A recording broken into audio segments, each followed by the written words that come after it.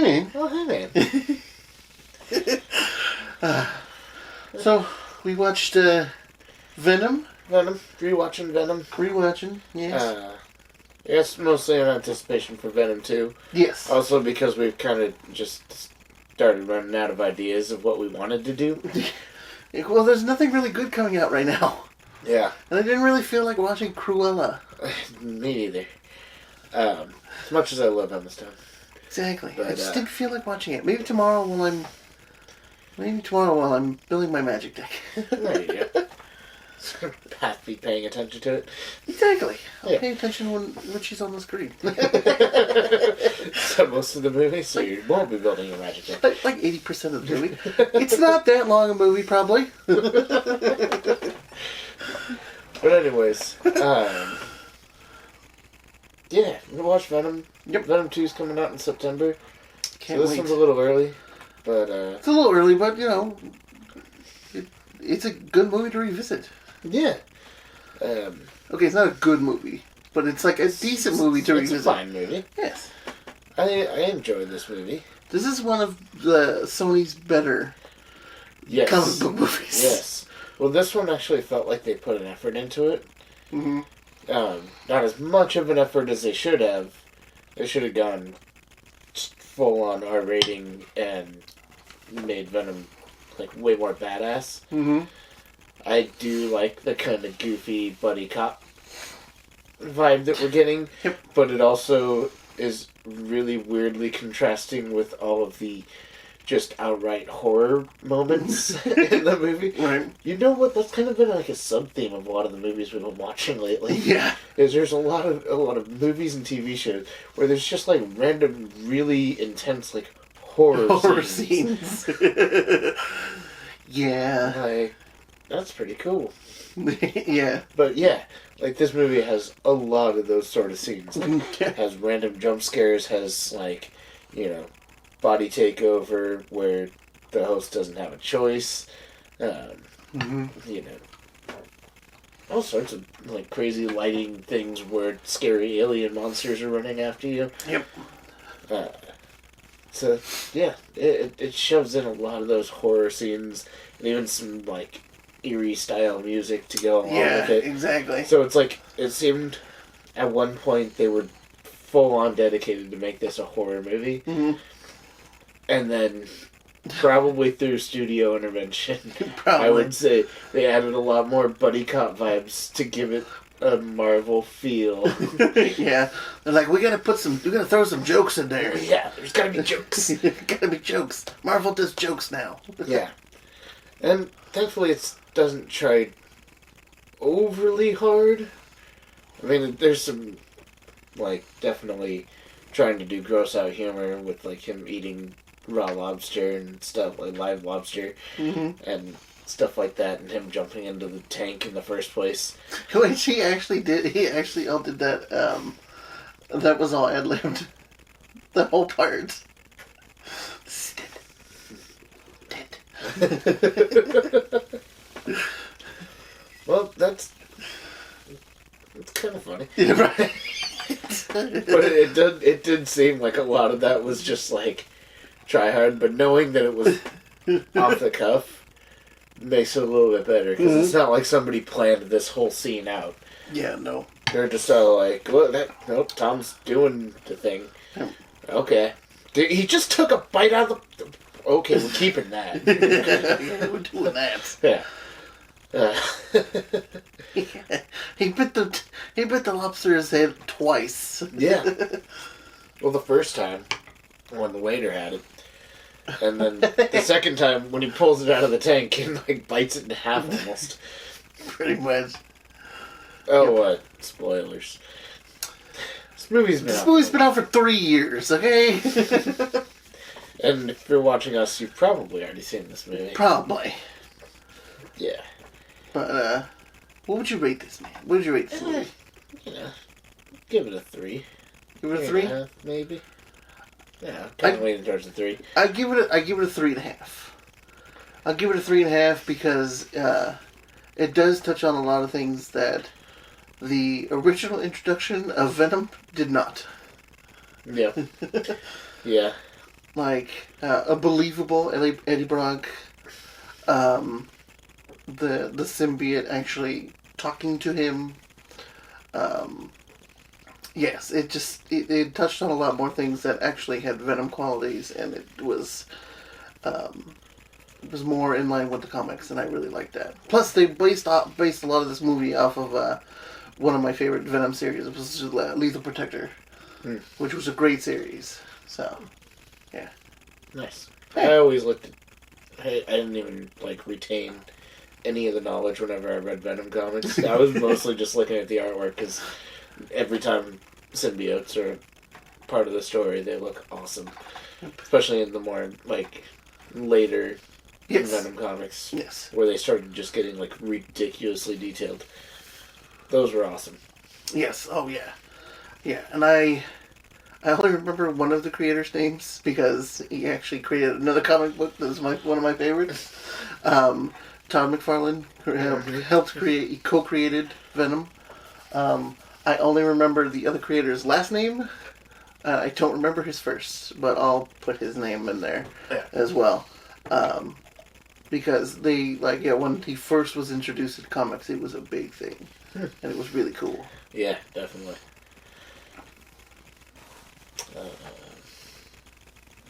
Yeah, 3.5. 3.5. Yeah, I'll still stick with the 3.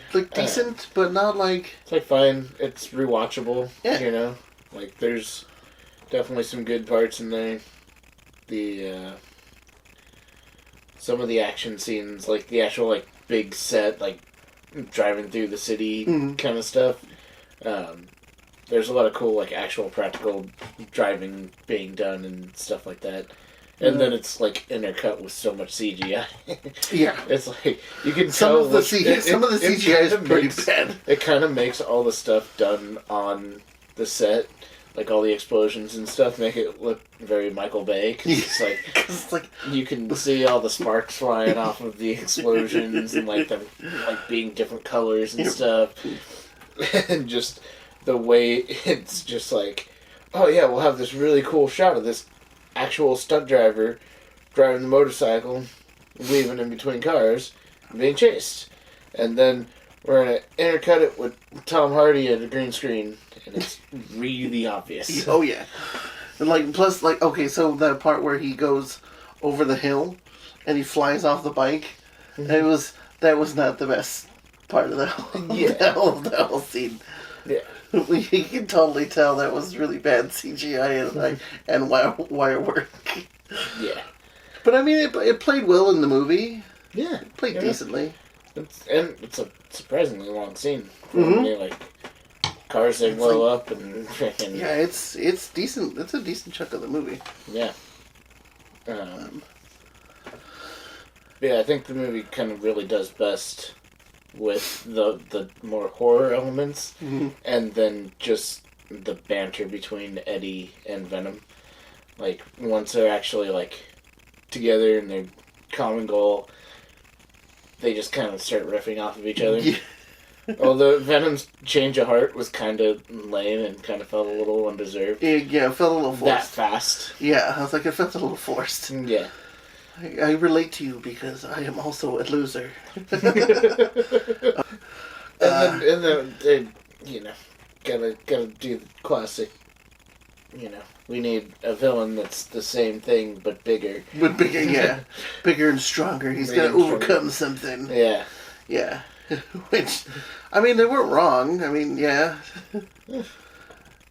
But I mean, yeah. I mean, it would have been nice to see more than just the two symbiotes, but yeah, some of the other ones would have been nice. But... Well, I feel like we're probably gonna get more trickling through. I think Sony actually wants to try and keep this going for a while. I think so, yeah. This whole Venom universe thing, and whether or not it ever actually does intersect with Spider-Man. There's a chance it might intersect with somebody playing Spider-Man completely other than... Yeah. They may... Yeah, I wonder... I'm wondering about that. I wonder if they'll, cast their own Spider-Man. And, have Tom Holland be, the Marvel Spider-Man. Yeah. Where somebody else can be the Sony Spider-Man. Yeah. Because already they're kind of showing that they're not really in the same universe, or at least maybe Spider-Man doesn't exist, or they're playing it off like, oh, he doesn't know about Spider-Man. Yeah. He's never heard of Spider-Man. I'm like, who the hell's never heard of Spider-Man? Right. In freaking New York. Come on. Well, he's in San Francisco. But he's he in was, San Francisco, but he was from in New York. He was yes. from New York. Exactly. Like, he would have freaking heard of Spider-Man. Yeah, exactly. And that's like Eddie Brock's whole motivation, too, is his rivalry with freaking Peter Parker. Mm-hmm. But in this, he does not know a Peter Parker, because they couldn't do that. And they're already setting it up to seem like it's a completely different universe, because in Venom, the Daily Bugle is still just a newspaper, and in the MCU Daily Bugle's now like an internet. It's like a news. It's like like internet news and stuff like that. Yeah, yeah, kind of like sensational, over the top. Yeah, yeah, kind of like an Alex Jones. I can totally see that. Yeah, totally. Yeah, just imagine J. Jonah Jameson freaking ranting about gay frogs. That'd be hilarious. Yeah. Yeah. Well, before we reminisce about this movie any longer, we're going to talk about this beer, because this is actually a pretty not bad. damn good beer. I like this. It's not as hoppy as I was expecting it to be, but it's nice. I saw the IBUs were like 36. Oh. And that explains it. Yeah, it's pretty low on the IBUs. It's a light IPA. Yeah, I think it's much more in the realm of like a session IPA, where it's going to be lower alcohol, still trying to get those perfumey, hoppy flavors going through without actually having too much of the bitterness and the alcohol percentage. This is only 4.9%. Yeah. Very light for us. Very light for us. Quite light for us, but this is as they put on their can itself, very crushable. Yeah, clean finish and crushable. 4.9 ABU. Yeah, 4.9, very crushable. Yeah, it's literally on the can. Yeah, we do not make that up. Yeah, 100%. We would never say that a beer is crushable. Unless it's an empty can. It's either light or good. Mm-hmm. But this actually proves that one wrong, because this is lighter, and it is actually quite good. Yeah, it is. Nice. Got good flavors. I like the nice bold text that they use on here, because I can sit back in this chair and clearly see read everything. Well, it also helps that it has like a highlighter as a background. Yes, the neon green is very outstanding. Exactly. Every time I looked at the fridge, I was like, "Whoa!" The literal sense of the word, very outstanding. And that like bright pink font. The bright pink font, yeah. But it has like the two craziest colors to put on like a beer can. Yeah, it's definitely. Like, oh, okay, yeah, I guess. Yeah, it definitely stands out. Yeah, it definitely stands out. Yeah, absolutely. Made by 818 Brewing, which is out of Canoga Park. And yeah, as far as I know, that's like Canoga Park's first actual brewery that's like putting out beer. Actual distribution. Distribution, yeah. So that's pretty cool. Yeah, we're getting a lot in like our immediate area. Now we're starting to expand out into the LA area. Yeah. There's other LA beers that get a little bit of distribution, like Beechwood and Golden Road. Yeah, Golden Road actually gets a lot of distribution. Yeah. Well, they do good beer. Yeah. I have quite liked their beer in the past. We're gonna have to do. We're gonna have to do Golden Road beer. Yeah, I think coming up. Maybe we'll do that for Loki. Dale's Pale Ale. Maybe we'll do that brewery for Loki. Ooh, that wouldn't be a bad idea. I do have to say, this is one of the first times I've, like, read a description of a beer and tasted it and been like, oh, yeah, I get that. Oh, I do get that. Mm-hmm. Oh, that's actually quite spot on. Because normally I'm like, my palate, sits somewhere in the middle and just draws from all sorts of very random reference points. Mm-hmm. So I may not realize that, something that they put on the can is actually a flavor note in there because I have no reference point for that one. Yeah. But I do have a reference point for something else that's possibly similar to that. Yeah, well, like, a lot of times they don't really describe, like, direct flavors. Mm-hmm. Like, they'll do, like, crisp, Buzzword kind of thing. yeah, exactly. Crisp, refreshing. Crisp, yeah. Light or, Aromatic. Or dark, aromatic. Yeah. Like a lot of words that, Tannins. Yeah, there's definitely a number of those.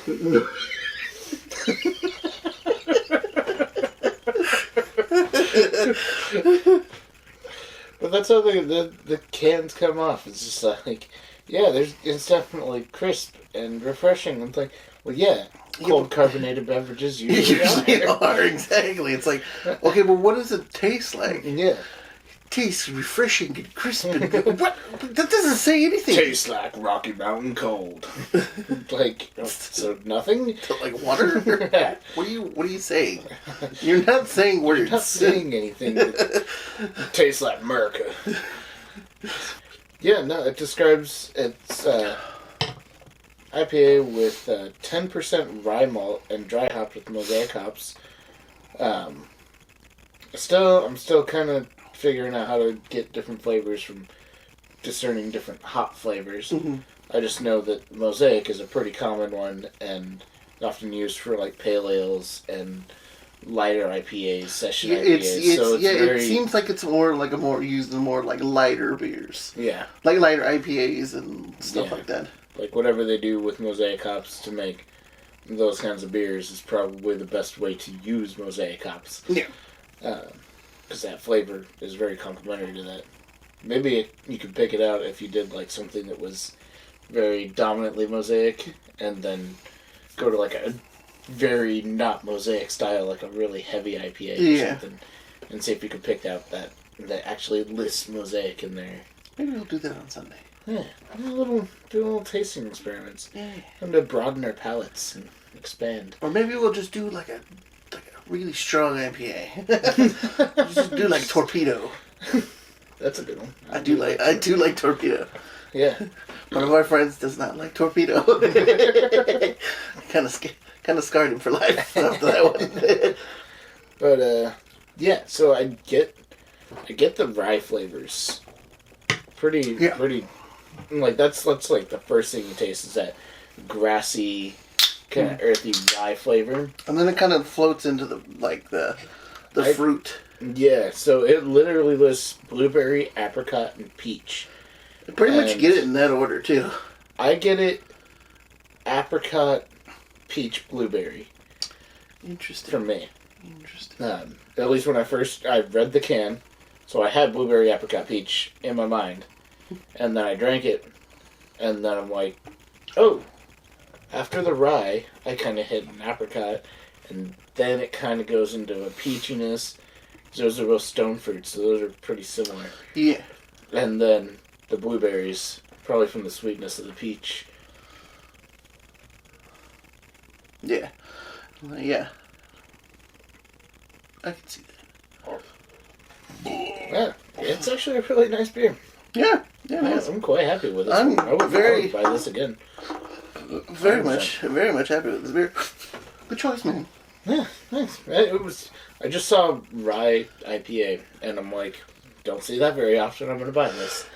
And then we decided to use it for the video, so I had to wait 4 days to actually drink this while it's sitting in my fridge. It's like, oh man. What would you rate the beer, man? probably the highest grade I could bestow upon a beer under 5%. A 4. Mm-hmm. Because all the flavors there, it's a good beer. Mm-hmm. But, like, it still has that kind of light body. It doesn't have any off flavors for me, which is very nice. Mm-hmm. It's quite like it says, crushable. And I don't want my beers to be crushable because then I end up drinking far too many of them. Mm. But yeah, I'd have to agree. 4. It's good. It's got good flavors. It's very light. Honestly, if this were like a 6%, I'd give this a full 5. Yeah, even if it was just like a like 2% higher, it'd be like perfect. 2%? I'd give it just like that 1 extra percent. It's like, just bump it up to like just under 6 or right around 6. That'd be a good place to start.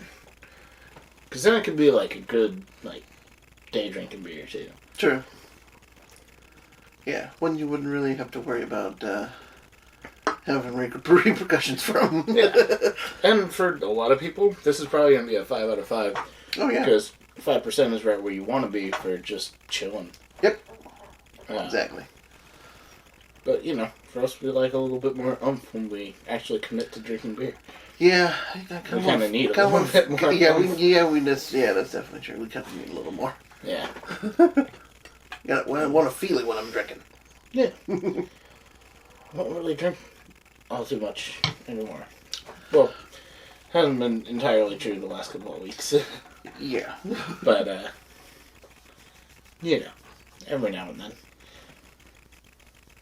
But yeah, so, you know, when we do get to drink our beer, we like to drink our alcohols and actually know that we're drinking alcohols and feel the alcohols and, you know, get like some really foamy head. Yep. Gotta love foamy head. So what's a couple favorite parts that you got of this movie? When he's leaving, I mean, it was right after your favorite joke. That whole action scene with the SWAT team and everything. Yeah. Like, where it starts off with those horror elements and then goes into just, like, straight up just murder scene. Yeah. That's probably, like, one of my favorite parts. It's simple, but it touches a couple of different points, and I thought it was really nice. Yeah. Especially the more horror-based stuff when they're trying to, like, powers out and, you know, throwing all the gas and stuff. Mm-hmm. And then just like, oh, you just inadvertently made that so much easier for him to murder you all. Exactly. Yeah, he just grabs the one dude by the leg and just starts beating the crap out of everybody with him. And that's after the guy spots him with thermal. Yeah. And he immediately is just like, wait, what? And goes and fucking throws the other guy with him. Yeah. Yeah. That was a good part. I did like that part. Yeah. What about you? Well, I do like the part where he's in the top of the building, and he's like, jump. And then you see Eddie hit the elevator to go down. It's like, pussy. I love that part. Yeah, that's a good one. My other favorite part is when when the bodyguard hits him with the SUV, and then he lifts himself up, and he's holding him. And then when he says eyes, livers, pancreas. Oh, yeah. Eyes, lungs, pancreas. So many organs, so little time. That's from a comic book. So many little snacks. So many snacks, so little time. That's from the comic books. Venom actually said that to Spider-Man in the comic books. So I really like that. I really like that callback. That is a pretty cool reference. Yeah. But yeah. I do love the right at the end with the freaking gangster guy trying to pretty much hold up the store for protection money, and then Venom gives this whole speech It's like, if you ever, do anything wrong ever again, we'll bite off your arms, and then we'll bite off your legs, and then we'll bite off your face, bite off your head. Then we'll just see this armless, legless, faceless thing rolling down the street like a turd in the wind. And then, of course, it ends with, you know what? Ah, fuck it. Nom nom nom nom. On second thought. I love those moments, and I just wish they could have just dropped some F-bombs. Like fuck it would have been great right there. Right. On second thought, fine, but fuck it. Face eating. Yep. That would have been great. Yep. Or even, any variation of something mildly more violent. Yeah. I mean, a lot of those decapitations could have been so much more cool. They were shown off screen for the most part. Yeah, exactly. And it could have been so much cooler. If it was rated R, they would have been shown off. They would have been shown, and there would have been a little bit more cursing. Yeah. So it would have been more realistic. Especially at the beginning of the movie, you definitely feel like there's some scenes where it's just dang, there should be people on the street just randomly bumping into him and hey, Brock, hey, fuck you. Just running off. Yep. Well, I mean, it's San Francisco. Yeah. Are people like that in San Francisco? I guess that's more. I was like, I should listen to New York. I think maybe it might be Eddie Brock doing that more. Yeah, right. I always forget it's San Francisco because Tom Hardy's doing his best at a Boston accent. Yeah. He loses it a lot and just kind of goes into middle American, but, every now and then he hits the Boston in his voice, Yep. Which makes me think that it's taking place in New York. Yeah. Every single time. Yep. Even though I made a mental note of being he's in San Francisco. Yep. That's why a lot of things happen in this movie. Yep. That's why there's no Spider-Man connections, because they switched cities. They did that intentionally. And yet, still, I'm just all New York. Well, in the comics Lethal Protector, it actually takes place in San Francisco. So that's a big way. That's a big reason. Well, that also makes sense. Yeah, that also explains why there's no Spider-Man showing up randomly. So yeah, that explains why there's no Spider-Man. But that also doesn't really explain why Ant-Man's not there. Yeah, no, they're only thinking of one Marvel hero at a time. Yeah. They're just the one that interacts the most with Venom. Yeah, the classic Venom villain, Exactly. I mean, yeah, exactly. The classic Venom villain. Spider-Man's the villain in the Venom comics. Well, I mean, technically you're not wrong. To Venom, he is the villain. Yeah. So technically you're not wrong. It's just a little weird saying that Spider-Man is the villain. Is the villain of the specifically Venom comics. Mm-hmm. Obviously, Spider-Man is a hero in all of the Spider-Man comics. Yes. Well, for the most part. Yes, that's definitely true. Yeah. There's always got to be some dark arc. Yes. In, every superhero freaking comics ever made. Or the one continuity where it's Spiders Man. Yeah. Where a bunch of thousands of groups of spiders group together and take the consciousness of Peter Parker, and they end up saving the world as Spiders Man. It's amazing. It's one of the most terrifying things that you've ever seen, especially if you're afraid of spiders. Exactly. Can you imagine? You're just chilling one day and just a million spiders just start covering you up and control your consciences. Yep. It's terrifying. Right. That's what I thought. Anytime I see a spider coming at me now, I'm just going to be not taking my consciousness. Not taking me, not today. Not today. But yeah, so we're looking forward to Venom. It looks it looks good. And I don't know. The trailer doesn't look that great. Well, I'm hoping that they didn't show a lot, and Sony needs to stick with that. Don't show stuff Don't show too much in your trailers, like how the story goes. I mean, like, they do that all the time. Oh, man. And I hate it. It's like, why did I watch the movie? I just watched the trailer. I already know what happens. You already know what happens. Yeah, it was kind of like Wrath of Man. Yes, exactly. You watch the trailer, it's like, oh yeah, I basically got this. I can basically watch the movie. And piece this together if I watch it a couple more times. Exactly. Save myself an hour and 40 minutes. Yeah, like, you gotta do trailers, like, without remorse. Because we thought that was gonna be a good movie, and then it was garbage. It was garbage. It was and we still absolutely terrible. We still watched it. Still watched it. Boosted Netflix's numbers, and I feel guilty about that. Amazon Prime. Oh, Amazon Prime. Now I feel extra guilty about that. Yep. Amazon.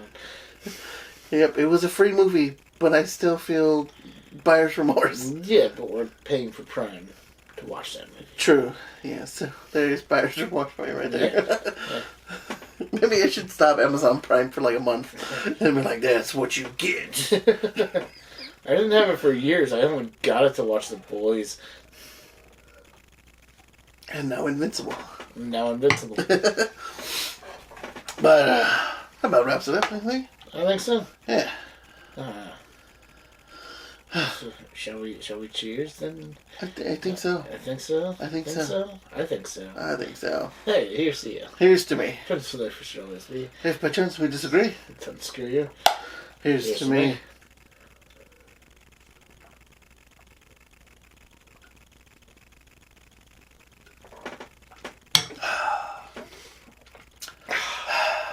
That's the most I've had to chug in a long time. That was like half full. Yeah, mine was almost full. Cheers.